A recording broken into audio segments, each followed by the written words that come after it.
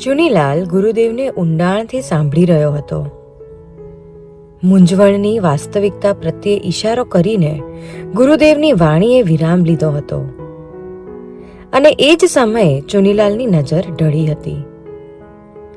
એ ઢળેલી નજર એમ જણાવતી હતી કે મનને સમજાવવા માટે ભીતરે ભીતરમાં ડોક્યું કર્યું છે. ચુનીલાલે પોતાના ભીતરમાં પ્રશ્નોને ઉગતા અનુભવ્યા. કઈ અનાવશ્યક વસ્તુને મને અનિવાર્ય માની લીધી છે? એણે કઈ કૃત્રિમ જરૂરિયાતો ઊભી કરી છે અને એને પૂરી કરવી જરૂરી માની લીધી છે?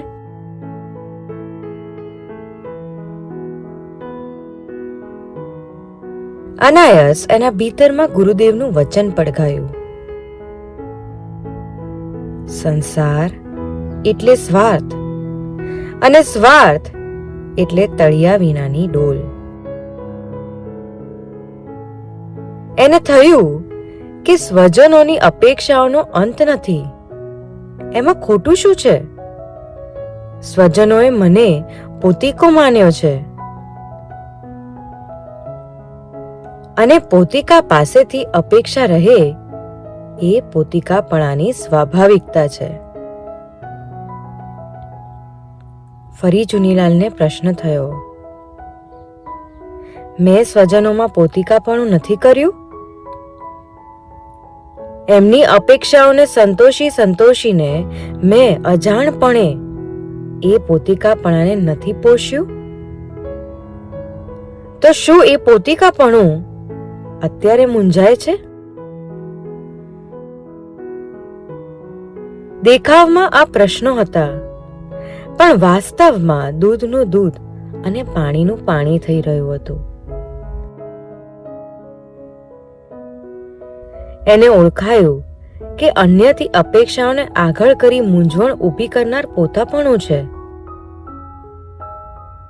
એને એ પણ સમજાયું કે પોતાના પણાના રક્ષણ અને પોષણ ઉપર આખો સંસાર ઊભો છે.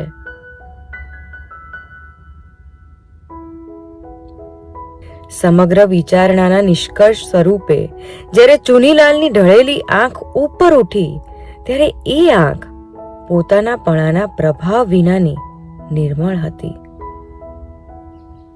ગુરુદેવે એવી જ દ્રષ્ટિથી ચુનીલાલની નિર્મળ આંખોનું અનુમોદન કર્યું.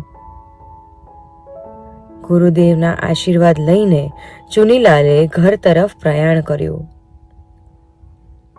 ત્યારે એ પ્રયાણ નિજઘર તરફના પ્રયાણ સ્વરૂપ હતું.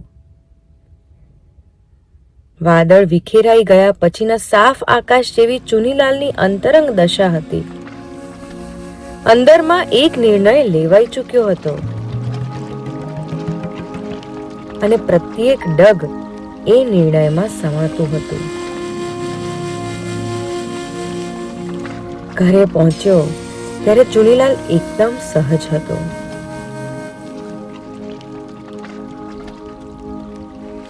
ચંદનની નજર બહાર એ સહજતા ન રહી.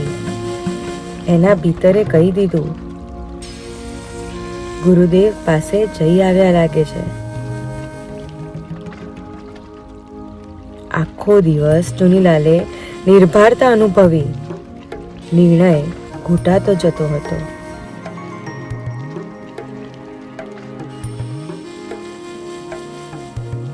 નિર્ણય ઘૂંટવાની પ્રક્રિયા ચાલુ હતી અને ચુનીલાલના ભાવમાં ચંદન ઉપસ્થિત થયા અને એને વિકલ્પ થયો. આ સ્ત્રી અદ્ભુત રીતે મને સમજી રહી છે. એનો નિસ્વાર્થ પ્રેમ અદ્ભુત છે. એને આ નિર્ણય કેવી રીતે જણાવવો? આ વિકલ્પે સહજતાને અવરોધી પાછી મૂંઝવણ અનુભવી, જે ચુનીલાલના મુખ અને આંખોમાં ઉભરી આવી. ચંદનથી એ મૂંઝવણ છાની રહે. રાત્રિના એકાંતમાં એણે ચુનીલાલને પૂછી લીધું, સવારે કેટલા સહજ હતા, અત્યારે મૂંઝાયેલા લાગો છો. કાંઈ થયું છે?